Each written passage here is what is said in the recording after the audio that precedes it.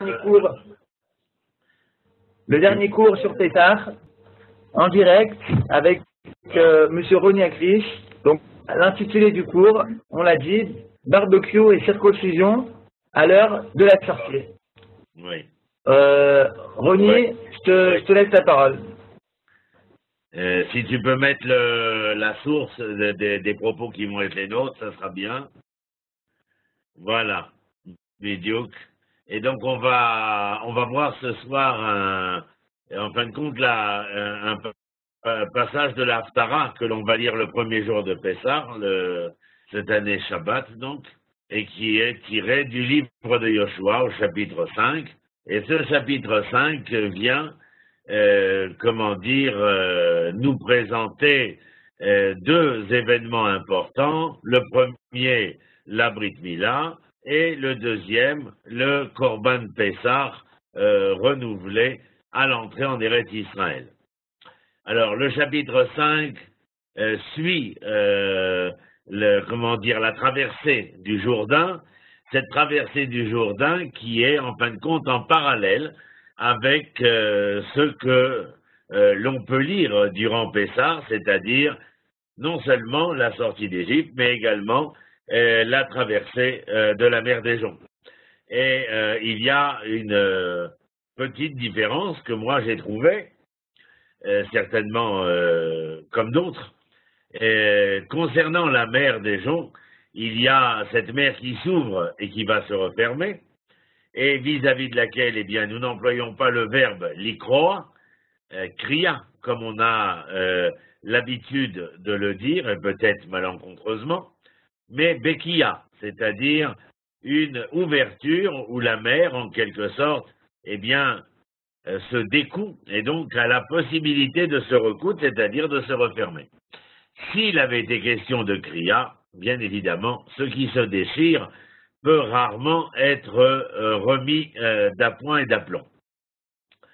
Donc, qu'est-ce que l'on rencontre avant ce chapitre 5?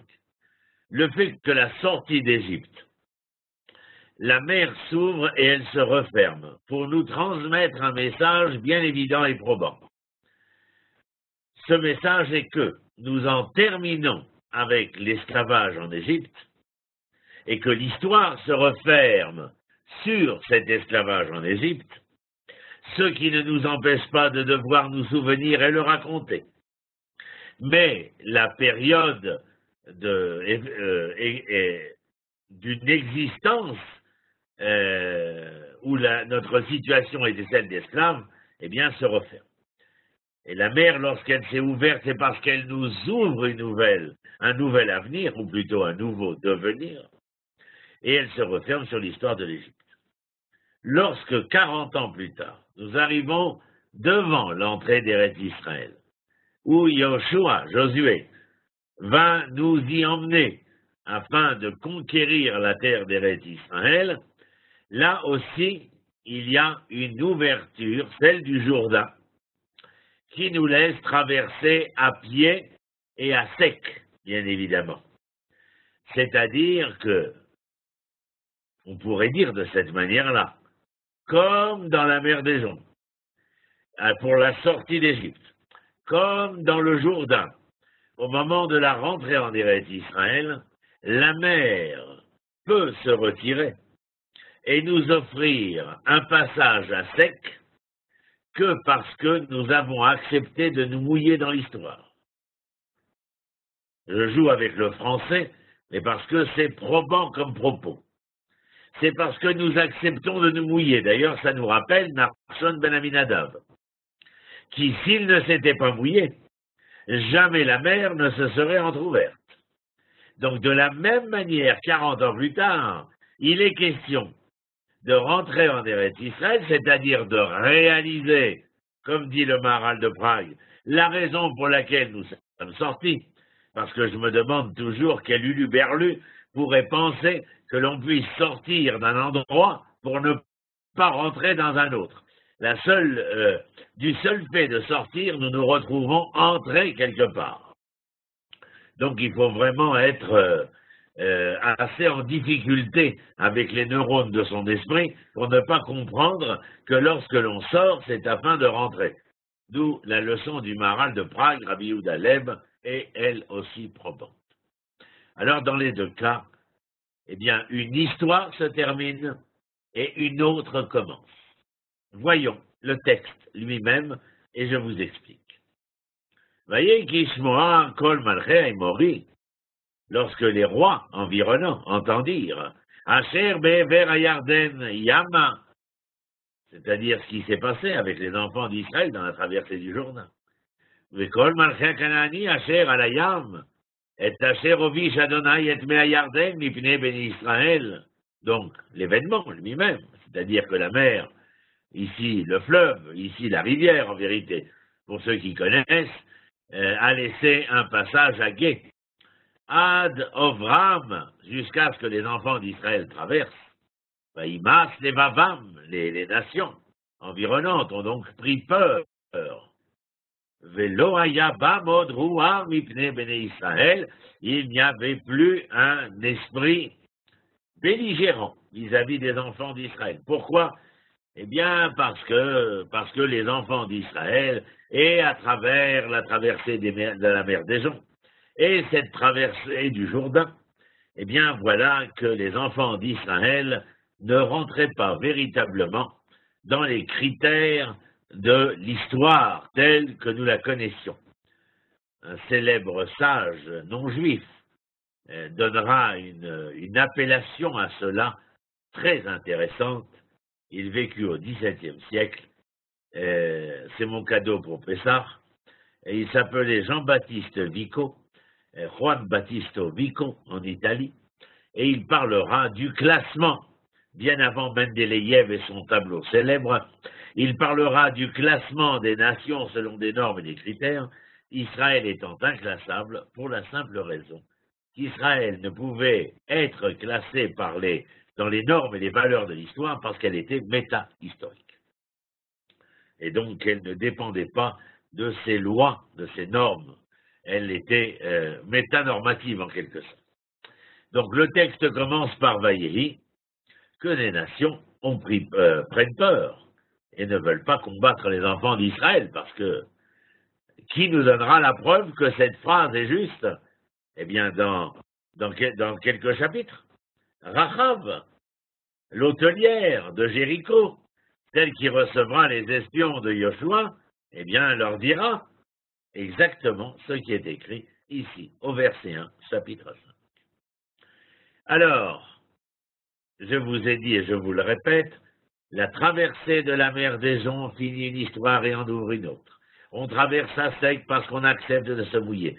S'ils n'avaient pas accepté de se mouiller, ils auraient été noyés eux aussi, ou frappés par l'épée, puisque je vous rappelle que devant la mer des Joncs, ils sont devant un véritable dilemme cornélien, la peur d'être frappés par l'épée de l'Égyptien, ou la peur d'être noyés dans la mer des Joncs. Lorsqu'ils traversent le Jourdain, je peux vous dire que il y a, la paix dans la région, puisque les enfants d'Israël, comme vous venez de le lire, font peur. Et donc ils traversent encore une fois à pied. Ils vont d'ailleurs y laisser un monument qui s'appellera un Gal-Ed. Mazé Gal-Ed, c'est un monticule qui vient témoigner donc de la traversée des enfants d'Israël. Continuons. Be'etai, Amar Adonai el Yoshua, Aselecha Charvot Surim, des épées tranchantes. Veshuv Mol et Bene Israël Senit. Et de nouveau, une seconde fois, eh bien, il faut circoncire les enfants d'Israël, c'est-à-dire leur faire la Brit Mila. Alors la question que l'on doit tous se poser au vu et su du texte, Veshuv Mol, encore une fois, de nouveau, tu dois les circoncire. De nouveau, ça veut dire qu'il y a eu un précédent. Chénit vient le confirmer. Eh bien, nous savons que les enfants d'Israël, au moment de la sortie d'Égypte, eh bien, Moshe a fait en sorte que les enfants d'Israël qui allaient se libérer, eh bien, accomplissent l'acte de la Brit Mila, de la circoncision. je n'aime pas du tout le terme de circoncision. Mais j'adore le terme de Brit Mila. Brit Mila, c'est l'alliance avec le Verbe. Alors bien sûr, dans notre chair, en y versant la goutte de sang, et j'espère qu'on pourra en parler, il y a une alliance avec le Verbe. Quel Verbe? Le Verbe divin. De quel Verbe divin parlons-nous? De celui qui avait promis, là, juste en face de chez moi, la plaine de Mamré. J'ai cette chance incroyable. Il avait promis à Abraham qu'il ferait de lui une nation, et que cette terre sur laquelle ses pieds repose, eh bien, lui sera donnée, offerte en héritage. Mais ses enfants partiront 400 ans en esclavage, mais ils reviendront. Voilà, l'alliance avec le Verbe. Ce n'est pas rien. L'alliance avec le Verbe, c'est l'alliance avec celui qui a dit « Je fus, je suis et je serai ». C'est-à-dire qu'il est omniprésent, omnipotent et omniscient dans l'histoire de l'humanité, et tout autant dans celle d'Israël, bien entendu. Donc il leur demande, allez vous circoncire. J'emploie le mot circoncire parce que je n'ai pas autre chose en français. Verset Gimel. Vayaslo Yoshua Harvot Surim, il fit donc les épées tranchantes. Vaïmol et Ben Israël, El Givat Aharalot. C'est-à-dire, il les a circoncis et il a appelé l'endroit la colline des prépuces. Alors il est bien évident qu'ici, le fait de nous dire Givat Aharalot, la colline des prépuces, je vous donne un cadeau, parce que bien évidemment, il est rare, sauf si l'on a un prof en historiosophie du Tanakh comme ce soir, où l'on peut découvrir certaines choses et certains secrets. La colline, c'est une hauteur, mais la hauteur est capable d'être haute, c'est-à-dire de vous hisser, lorsque vous avez été capable de retirer le prépuce. Or, ce prépuce-là est rappelé dans le texte biblique comme étant le prépuce du cœur ou le prépuce de l'oreille, vous entendez, c'est-à-dire ce qui nous empêche foncièrement de pouvoir laisser se découvrir la vérité de l'entendement, la vérité de la sensibilité, comme la vérité de l'existence générative, lorsque l'on parle du prépuce de la Brit Mila. Et donc ici, la colline est colline, que parce que les enfants d'Israël, eh bien, se sont, ont accepté de se défaire de cet orla. En hébreu, orla talev, orla taozen, c'est le prépuce, c'est-à-dire cet organe qui, en quelque sorte, empêcherait la pleine découverte, révélation. Et si nous permettions la révélation, eh bien, nous étions capables de nous élever. Givat Aharalot, extraordinaire, je vous l'accorde. Vezé Adabar, Asherman Yoshua Kola'am, et c'est ce que fit Yoshua, de circoncire tout le peuple, Ayotse Mimitzraim, qui est sorti d'Égypte, Asrarim, tous les hommes, Kol Anshe Amilchama, Vezé Adabar Asherman Yoshua, Kola'am, Ayotse Mimitzraim, Asrarim, Kol Anshe Amilchama, Metu Bamidbar, Vaderer Vezé Mimitzraim, c'est comme ça qu'il faut le lire. Vezé Adabar Asherman Yoshua, et donc, il les a circoncis. Mais tout le peuple qui était sorti d'Égypte, les hommes, ces hommes qui étaient des hommes de guerre, eh bien, étaient morts dans le désert en chemin de la sortie d'Égypte. Bon, ben, c'est clair. On vient nous rappeler la faute des Meraglim, c'est-à-dire la faute des explorateurs, c'est-à-dire la diffamation de la terre d'Israël accomplie par les explorateurs qui ne voulurent pas monter sur la terre qu'ils devaient rejoindre, car c'était là la promesse de la sortie d'Égypte pour rentrer en Eretz Israël. Et donc le fait d'avoir profané, diffamé le nom de la terre, ces hommes moururent durant les 40 ans de pérégrination.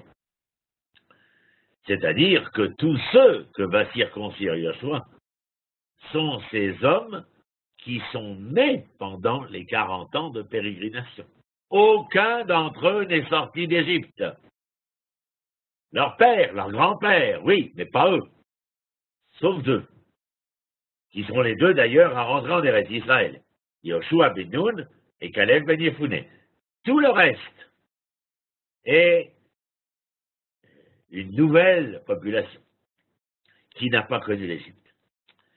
Verset Dalet. Yoshua, ben on l'a dit celui-là.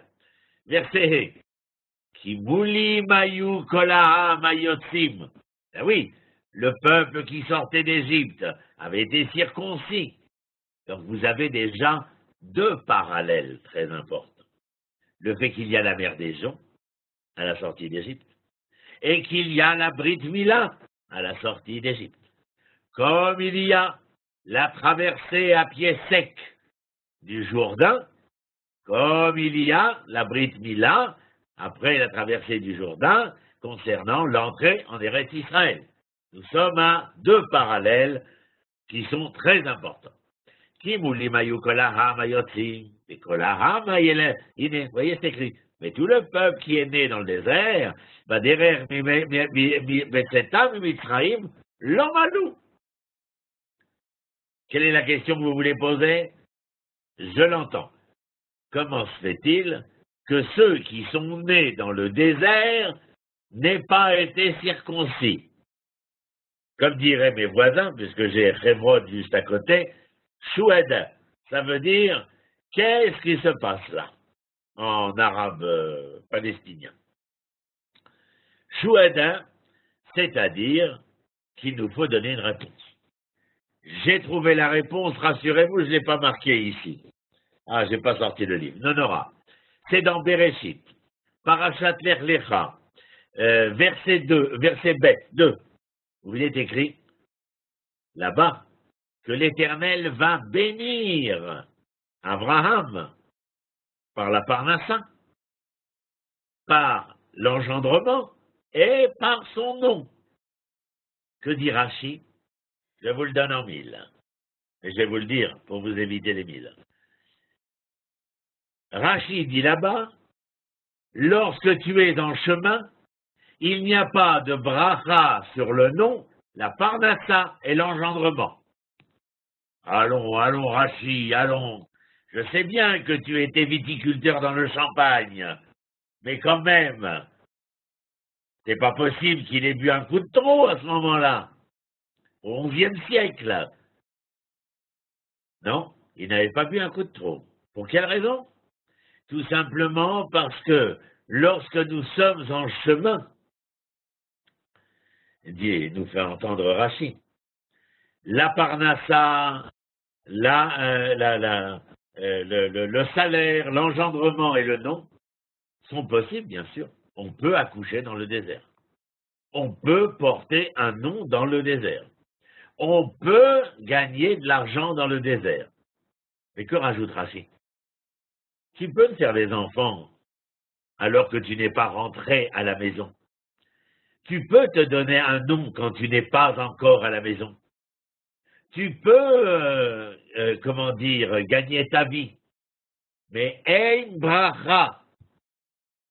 Ein Bracha, dit Rashi. La Bracha, c'est lorsque tu seras arrivé à bon port.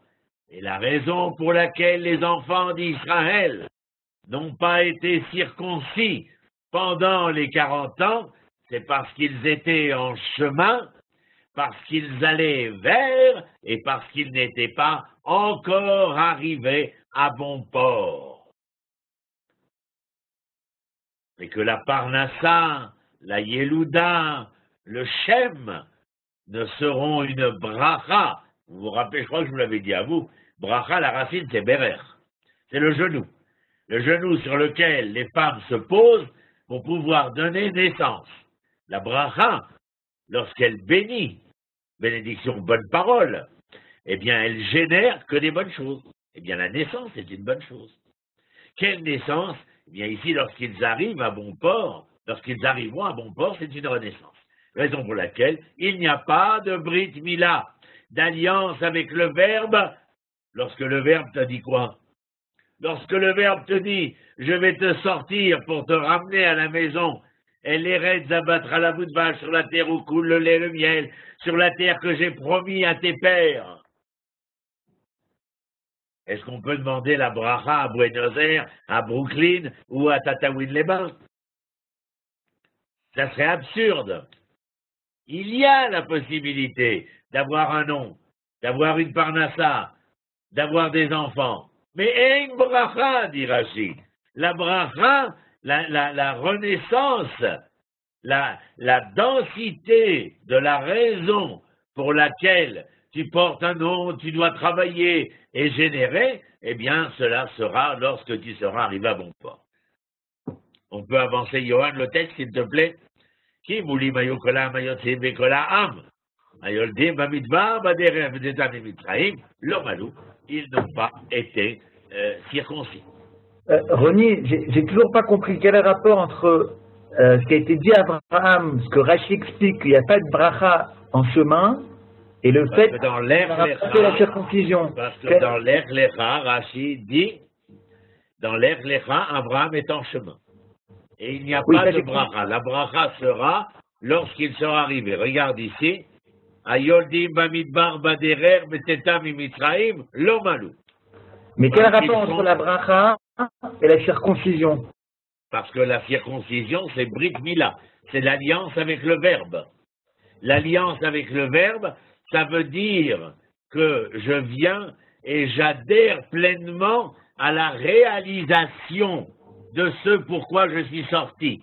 Or, je te rappelle que le derer n'est derer que parce qu'ils n'ont pas accepté l'alliance avec le Verbe divin, parce qu'ils se sont rebellés, parce qu'ils se sont révoltés. Et il n'y aura véritablement, comme c'est notre sujet ce soir, de Brit Mila, qu'à la traversée du Jourdain, au moment où vous accepterez de vous mouiller, au moment où vous prendrez pied sur la terre tant attendue, une terre non pas promise, que Dieu nous en préserve, une terre donnée aux enfants d'Israël. Dixit mon maître Manitou. Il faut arrêter avec cette bêtise de terre promise. D'ailleurs, c'est un terme qui est employé dans d'autres endroits par d'autres personnes que nous-mêmes. Vasoukvam, c'est passionnant, hein. Je vous le dis, je l'ai fait en hébreu Shabbat et on les a laissés clouer sur le siège. Il y a une question, je crois, René. Oui, allez-y, mon ami. Juste pour savoir, la brite a été faite avant le passage du Jourdain ou après? Après. Après. Qui Arbaïm Shana, Al-Khou Bnei Israël, Bamidbar, 40 ans, les enfants d'Israël allèrent dans le désert, Atom Kolagoy, Anjamil Chama, jusqu'à ce que tout le peuple, ces hommes de guerre, Ayotim et Mitraim sortis d'Égypte, Asher Lo Shamou Bekol Adonai. Mazelishmoa. On emploie l'hébreu à tort et à travers, sans savoir foncièrement ce que cela veut dire. En hébreu, il y a 3 manières de dire entendre et écouter. Les hazin, les akshiv, l'ishmoa. Il y a 3 parties anatomo-physiologiques dans l'oreille. Il y a qu'est-ce que j'écoute, il y a quand je tends l'oreille, les hazin. Les akshiv, c'est que j'écoute. Et entendre, c'est l'ishmoa. Et du matin au soir, de la naissance à la mort, nous dirons Shema Israël. Et pas Azen Israël, et pas Akshem Israël, mais Shema Israël, pour une seule raison. C'est que l'Ishmora est au niveau de l'oreille interne, et c'est là que se trouve le liquide du centre de gravité de l'individu. De sa naissance à sa mort, du début de son jour à la fin de son jour, il doit être dans l'équilibre de l'harmonie qui le mène vers de lendemains enchanteurs. Nom d'une pipe. Qui Arbaïm Shana. Ils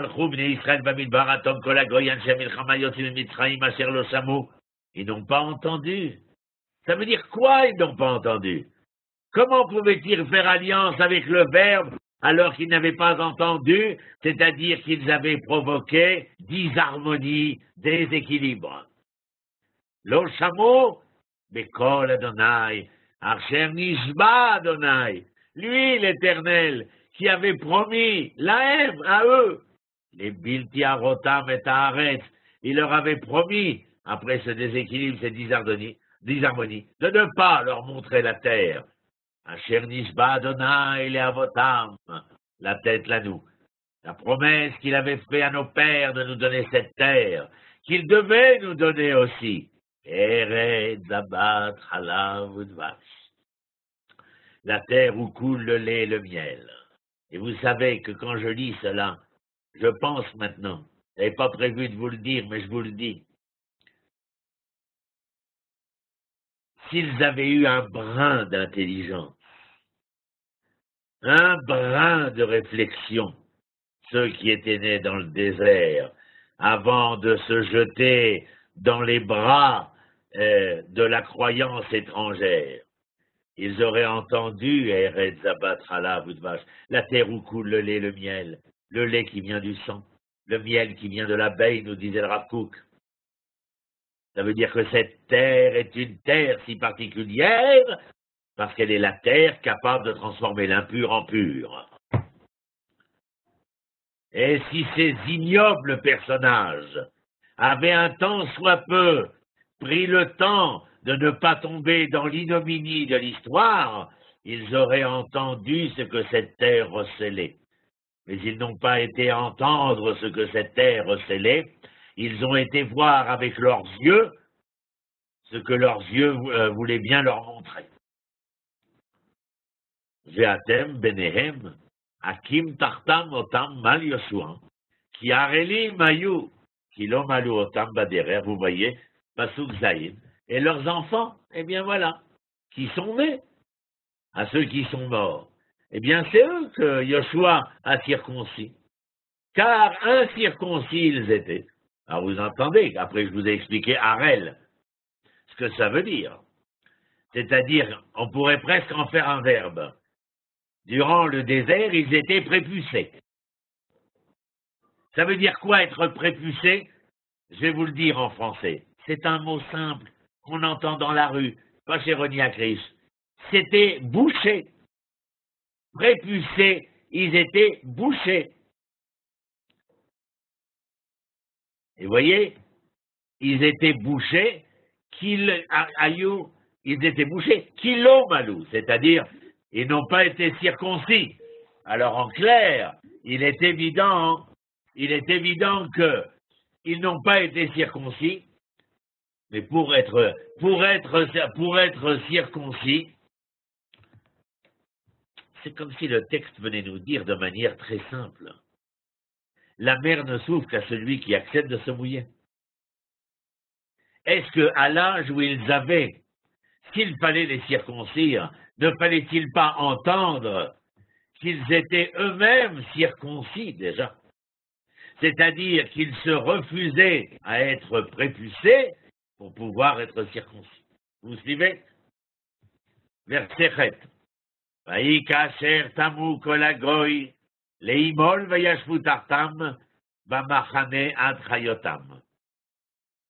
Alors lorsqu'ils ont été circoncis, ils se sont reposés, vous voyez, en fin de compte, le verset 7, c'est le post-opératoire.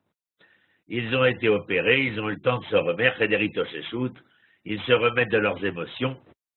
On ne part pas en guerre encore. Yomer Adonai el Yoshua. Et l'Éternel dit à Yoshua, écoutez bien. Ayom galoti et cherpat mitzrahim et alechem. Qu'est-ce que dit l'Éternel? Il dit à Yoshua aujourd'hui, maintenant qu'ils sont circoncis, maintenant qu'ils ont rejoint l'alliance de mon verbe, eh bien je vois que la honte qui pesait sur mes enfants, eh bien disparaît. Quelles leçons pour nous aujourd'hui, à l'heure où je vous parle. Que cela dépend des enfants d'Israël, que la honte, eh bien, puisse disparaître foncièrement des enfants d'Israël lorsqu'ils ne se considèrent plus comme esclaves et que les Égyptiens Ainsi dit le Ibn Ezra, que les Égyptiens ne les voient plus comme des esclaves. Ça, c'est important. Et comme les explorateurs, lorsqu'ils diront « Oh, nous étions à leurs yeux comme des sauterelles », que dira Rachid? Vous étiez à leurs yeux comme des sauterelles? Non, mes chers, c'est parce que vous étiez à vos propres yeux comme des sauterelles que les habitants d'Eretz Israël, de la terre de Canaan, vous virent comme des sauterelles. Ben, traduisez, aujourd'hui, Nissan, 2016, c'est pas difficile, hein? Faut pas avoir fait sciences politiques pour comprendre de quoi il est question. Yomer Adonai Shvayom Galoti Atrafa Mitzrayim Alechem. Vaikra Shem Hamakom Hahu, et cet endroit où la honte disparaissait, il l'appela comment? Gilgal. Adayomazet. Pourquoi nous dire ça? Gilgal, c'est Galgal. C'est la roue de l'histoire qui tourne, qui se retourne, qui se détourne, mais qui roule inexorablement. Gilgal. Vayachanou bnei Israël ba Gilgal, ils sont donc installés à Gilgal. Vayasu et Pesach. ב-14 יום לחודש, בערב, בערבות יריחו. À Gilgal, ils ont fait Pessah, le 14 du mois, mes chers. Troisième parallèle, la mer qui s'ouvre, la Brit Mila et le Korban Pessah, the barbecue and the circoncision. Alors, c'est quoi ce Pessah qui est un parallèle entre la sortie d'Égypte et l'entrée en Eretz Israël? Je dis toujours à mes collègues profs que si vous ne vivez pas pleinement ce que vous racontez au point d'en attraper une crise cardiaque, ce que j'ai fait 3 fois, eh bien, c'est pas la peine d'enseigner à les vendre des falafels. Vayomer Hashem, donc Vayachanu bnei Israël bagilgal, Yasu et Pessah be'arba'asar. Alors, ce parallèle, mes chers, que dit-il? Bien, nous sommes le 13 ce soir, n'est-ce pas? Ma femme est en train de faire les côtelettes. C'est-à-dire, certainement, le souvenir de ce Korban Pessah. Je vous rappelle un instant ce parallèle, parce qu'il est important. Le 10 du mois de Nissan, enfin le 9, l'Éternel s'adresse à Moshe et lui dit, « Dites donc, Moshiko, tu vas aller voir les enfants d'Israël et tu vas leur demander d'aller prendre l'agneau qui sert d'idole référent aux Égyptiens. Je vais vous livrer un secret que peu connaissent.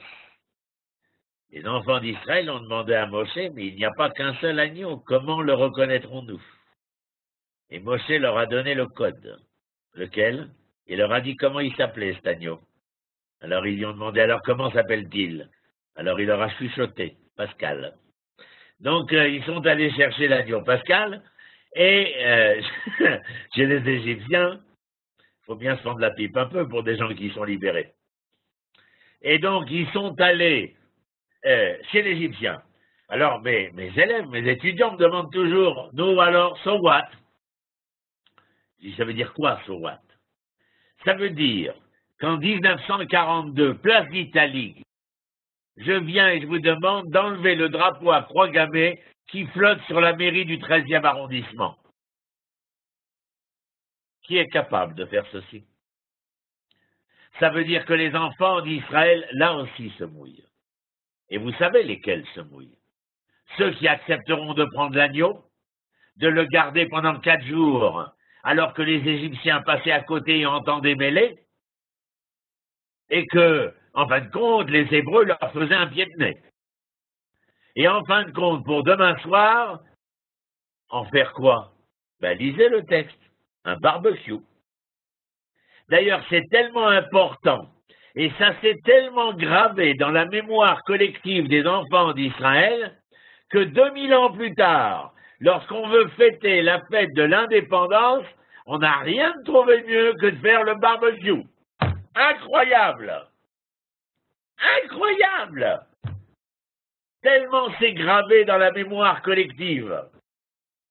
Et donc le 14, on abat l'agneau. Avec la chair, on en fait le barbecue. Et avec le sang, on va le déposer sur les linteaux des portes. Donc vous voyez qu'il y a là, dans ce Corban Pessar de la sortie d'Égypte,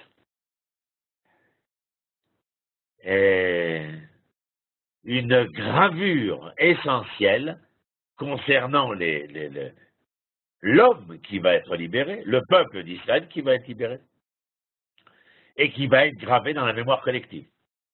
Alors, après la traversée du Jourdain, après la Brit Mila, Vayachanu bnei Israël beGilgal, Ya'asu et haPesach, ב-14 yom lachodesh, be'erev be'arvot Yericho.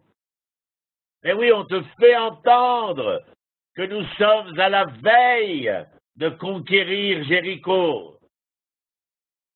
Et pour conquérir Jéricho, quand on n'a pas été capable à la sortie d'Égypte d'aller conquérir les Philistins, raison pour laquelle tout l'a posteriori, premièrement, de traverser le Sinaï et donc la mer des Joncs, mais de rencontrer le mont Sinaï et de recevoir la Torah, car un midrash célèbre nous dit que cette montagne à Jérusalem, qui s'appelle Har Moria, serait la montagne où l'Éternel aurait dû enseigner. Enseigner quoi?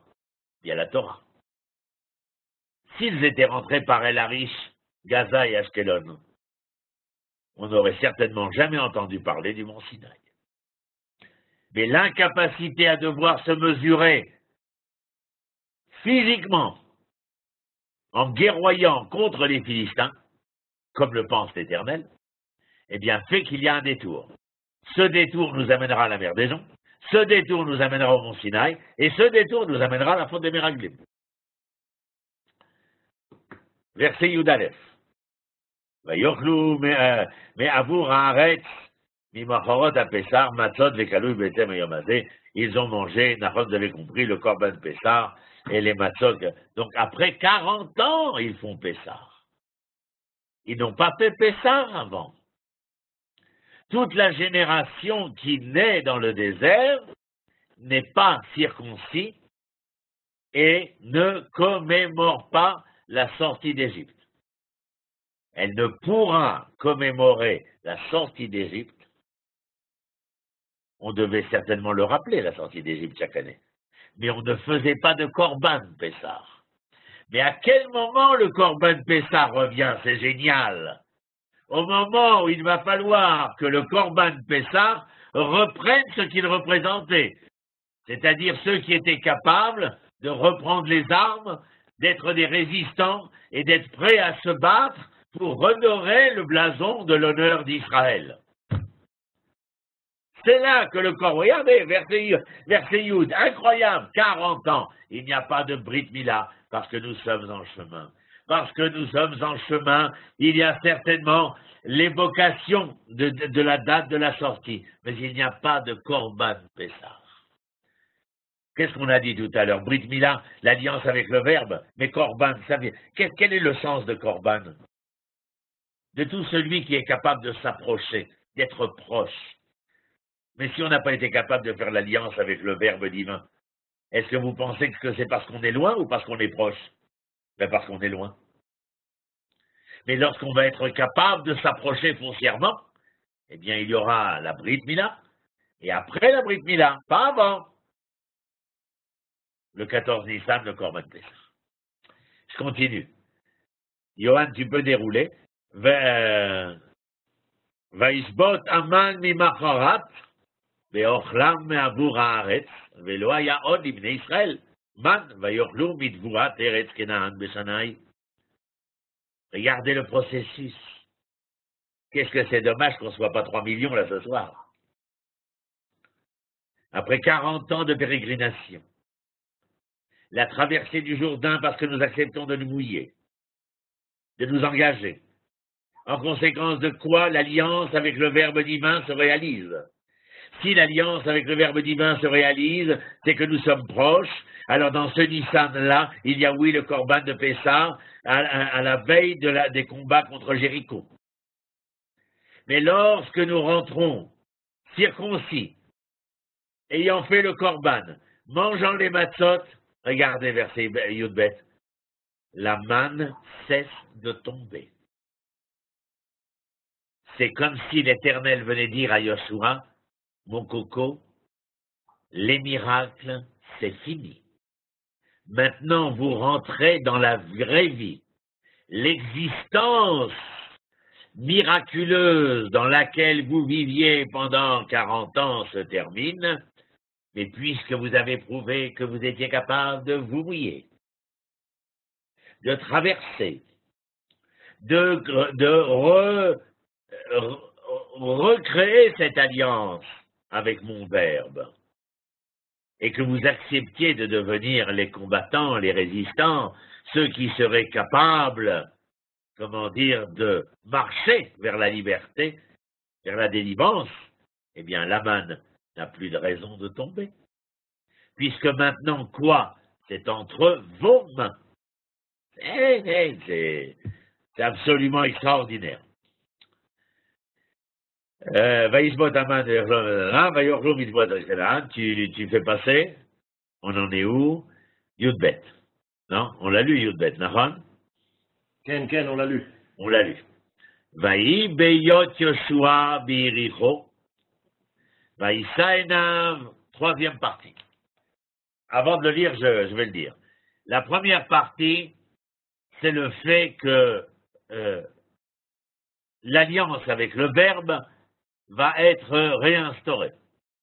La deuxième partie, c'est le Korban Pessah, c'est-à-dire que les enfants d'Israël ont non seulement établi l'alliance avec le Verbe divin, et donc la promesse divine, le projet divin, alors à ce moment-là, ils agissent.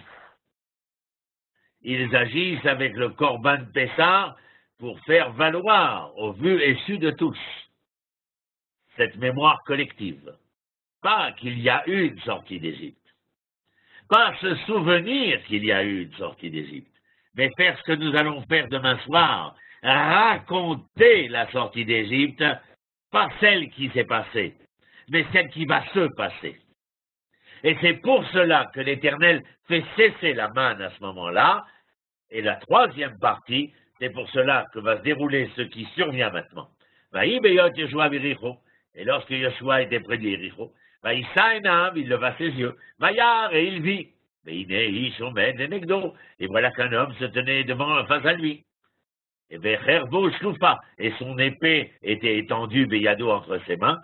Il erre Yoshua et l'arbre, et Yoshua, après avoir levé les yeux, après l'avoir vu, aperçu, compris ce qu'il tenait entre ses mains. Et donc là, je vais vous faire venir un tout petit peu en arrière. Vaïsaenav, il leva ses yeux, Vaïar. Vaïar, ça veut dire il voit. Mais sachez que le voir dans le Tanakh nous fait entendre de la même manière la crainte. Parce qu'on ne peut craindre que ce que l'on voit. Dans le monde immanent, bien entendu, je ne parle pas de Dieu. Et Yoshua se rend auprès de lui. Quoi? Ça veut dire quoi? Tu es venu pour nous frapper? Tu es venu avec l'épée pour nous faire du mal? C'est le troisième épisode. Et quel est au verset Yudalet? Vayomerlo. Yani Sar Tzava Hashem. Moi, je suis un ange de l'Éternel. Sar Tzava Hashem. Ata Bati. Mazé Ata. Ah, ça c'est important. Il y a des clés. Je le dis à tous mes élèves et je le répète. Vous pouvez aller à la synagogue pendant 90 ans et repartir, comme disait ma grand-mère, une main devant, une main derrière. Vous avez la clé ou vous n'avez pas la clé. Un point, c'est tout. Et la majorité d'entre nous n'avons pas les clés. Je vous donne deux exemples maintenant tout de suite. Vayehi, c'est un langage qui présage toujours le mauvais. C'est-à-dire, c'est un présage anti-espérance. Pourquoi? Regardez, Vayehi, Vav.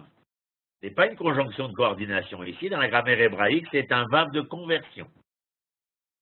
Yehi, c'est un futur. Donc, le Vav vient transformer le futur en passé. Bien, regardez la leçon de nos sages. C'est dans le Midrash de Yalkut Shimoni. Tout celui qui transformera son futur en passé, ça s'appelle comment en français? Les nostalgiques.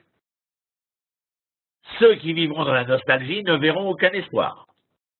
Par contre, s'il était marqué Veaya, comme dans Veaya qui arrête, le Vav convertit quoi? Aya, passé en futur. Ceux qui tirent la leçon du passé pour un futur, c'est-à-dire pour des lendemains enchanteurs, ceux-là ont toute espérance d'espérer dans ces lendemains. Incroyable. Premier, une clé. C'est un cadeau, hein. C'est pas payant. Deuxième, et alors il leva ses yeux, et il vit l'homme qui tenait l'épée dans sa main. Vaïler, Yoshua est là, Yoshua là vers lui. Vaïomer lo est-ce que tu es venu pour nous frapper? Verset Yodalet, Vaïomer lo, non, je ne suis pas venu pour vous frapper. Là-bas, qui a dit ça va, parce que moi je suis un ange de l'Éternel. Ata, bati, vas-y, Ata. N'importe quel techno va le traduire maintenant. Ata, c'est maintenant, à l'instant. Ata, c'est pas maintenant, c'est pas un instant. À chaque fois que vous verrez Ata, vous entendrez en conséquence de tout ce que nous avons dit précédemment. En conséquence de tout ce que nous avons dit précédemment. Je suis venu, Bati. Qu'est-ce que nous avons dit précédemment? Traversée du Jourdain, Brit Mila, Korban Pessah. Atabati, Paul Yoshua El Panav. Et Yoshua tombe à genoux devant l'ange, Arta, à terre. Ishtachoul se prosterne. Yomerlo. Et il lui dit, Madoni Medaber El Avdo. Qu'as-tu à me dire? Qu'as-tu à dire à ton serviteur? Si tu t'es déplacé jusque-là, c'est certainement que tu as quelque chose à dire. Quatrième analogie avec la sortie d'Égypte. Avec qui? Moshe. Lorsqu'il voit l'ange qui va le présenter à l'Éternel. Quatrième analogie. Madoni Medaber El Avdo, regardez, tête vav. Yomer Satsava Adonai. Et l'ange de l'Éternel dit, Adonai, attention, je vous donne une troisième clé. Lorsqu'il y a marqué Elohim, c'est le Dieu créateur des lois immuables de la création, Midat Adin. Mais lorsqu'il est marqué Adonai, c'est le Dieu créateur omniprésent dans l'histoire, Midat Arachamim. Quand vous voulez implorer Dieu dans votre histoire, vous dites Yeratzon Mifmanecha Adonai. Et jamais Elohim. Parce que vous demandez la miséricorde, la mansuétude. Parce que celui qui a donné le verdict est irréversible, il faudrait simplement faire appel. Et si vous faites appel, c'est appel à Yud Kevavke et pas Elohim. Eh, c'est extra. Vayomer Sartsava Adonai El Yoshua. Qu'est-ce qu'il lui dit? Et regardez avec Moshe Rabbeinu. Salna lecha me'al raglecha, ki hamakom asher otomed alav kodesh hu. Enlève tes sandales, hein, car l'endroit où tes pieds reposent est un endroit saint. Pourquoi est-ce que c'est en Hamakom? Hamakom, c'est le nom de l'Éternel. Asher ata omed alav. Parce que l'Éternel est omnipotent, omniprésent. Il est partout. Il est au-dessus de moi, il est sous moi, il est à côté de moi, il est partout. Hamakom asher ata omed alav, kodesh. Ça veut dire quoi, kodesh? On l'a vu ensemble, je vous l'ai déjà dit. Kdusha dans la Kabbalah, c'est le souffle de vie. Ça veut dire que cet endroit où tu te trouves est saint, sacré, parce qu'il est l'endroit à partir duquel tu vas pouvoir insuffler un nouveau souffle de vie. Qu'est-ce que fait le souffle de vie? Il donne naissance à, renaissance à, bracha. Et à ce moment-là, les enfants d'Israël vont partir en guerre. Vous comprenez? Ils vont partir en guerre parce que c'est la fin du chapitre 5. Le début du chapitre 6, c'est le verset Aleph. En vérité, c'est avec le verset Aleph que se termine la Haftara que nous allons lire samedi matin. Mais regardez quelle leçon. Entre nous soit dit. On s'en fout que nous soyons filmés. Et n'ayons pas honte de le dire. Combien d'entre nous, lisant cette Haftara, ce passage du chapitre 5 de Yoshua, vont arriver à la leçon, aux conclusions probantes, élaboratrices, existentielles et constructives auxquelles nous sommes arrivés ce soir. Je vous rassure tout de suite, un infime pourcentage. Mais ce qui ne nous empêche pas à nous d'avoir appris, de savoir, et surtout de transmettre ce savoir, bien entendu. Car à partir du moment où nous avons entendu, l'Ishmoa, vous vous rappelez, nous devenons plus harmonieux, plus équilibrés. Mais si nous sommes plus harmonieux, plus équilibrés, c'est afin de pouvoir apporter un peu plus d'harmonie et d'équilibre dans le monde. Voilà. Si vous avez quelque chose à dire, dites-le. Si vous n'avez rien à dire, ben, ne dites rien. Je comprendrai. Je t'écoute. Juste une question. J'ai compris Galgal par rapport au fait que justement c'est en devenir et que c'est ce parallèle permanent. Qu'est-ce que je ne comprends pas l'importance de Yericho par rapport à ça. Ça a l'air d'être un verrou, une clé. C'est le cadenas d'Eret Israël. Ah voilà, la clé, d'accord. Okay. C'est la clé de Eret Israël dans le sens où il va permettre plusieurs choses. La première chose, c'est que les enfants d'Israël vont pouvoir se racheter par rapport à la faute des explorateurs. Les 2 explorateurs qu'enverra Yoshua ne vont pas se comporter de la manière dont les 10 se sont comportés. C'est-à-dire que si les premiers ont fait Chilul Hashem, profané le nom d'Éternel, ces 2-là, dans leurs agissements, mais peut-être qu'on le fera un jour, l'épisode de Rachav et de la rencontre avec ces 2 personnages est un scénario absolument extraordinaire de leçons.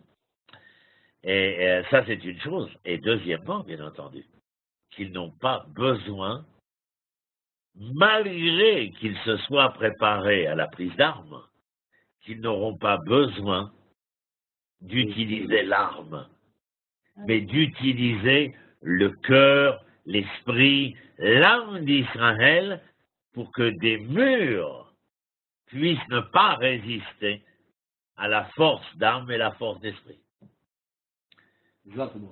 Tout est symbolique, bien entendu, mais en tout cas,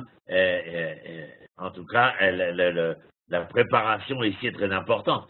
Et en fin de compte, je voulais rajouter quelque chose. C'est comme dans un couple, si je trouve la métaphore. Lorsqu'ils se marient, leur bonheur ne vient pas de la maison qu'ils habitent, des peintures qu'ils vont faire, des meubles qu'ils vont acheter, parce que ça serait mettre la charrue avant les bœufs. La maison ne devient la maison, le foyer. Vous savez, en français, on appelle ça le foyer. Le foyer nous rappelle le feu. Et vous savez pourquoi on appelle ça le foyer? C'est merveilleux, la langue française, et je suis fier de la gérer comme je la gère. C'est parce que le foyer, c'est non seulement le feu, bien sûr, mais le feu n'est le feu que parce qu'il est la lumière et la chaleur. Et lorsqu'on rentre dans son foyer pour y trouver la chaleur et la lumière, je ne crois pas que ce soit les éléments matériels du foyer qui fassent que celui-ci est lumineux et chaleureux.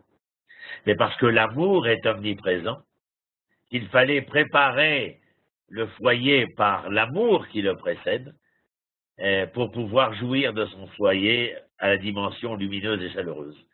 Et bien là, de la même façon, on ne pouvait rentrer en Eretz Israël, conquérir Eretz Israël, si l'on ne s'était pas préparé à ces 2 dimensions que j'ai appelées, avec un sourire dans le coin, barbecue et circoncision, être capable de se sacrifier, de se battre, de devenir les résistants de l'histoire pour pouvoir aspirer à cette liberté, à cette délivrance, et de l'autre côté, qui n'est pas la chair, mais qui touche la chair, mais qui rappelle l'esprit, c'est la Brit Mila, c'est l'alliance avec le Verbe.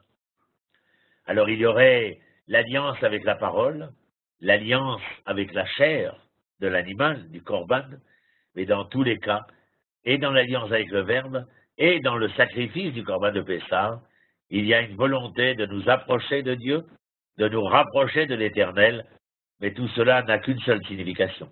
être capable de s'approcher et de se rapprocher de soi-même et du projet divin auquel nous avons adhéré et pour lequel nous sommes les témoins.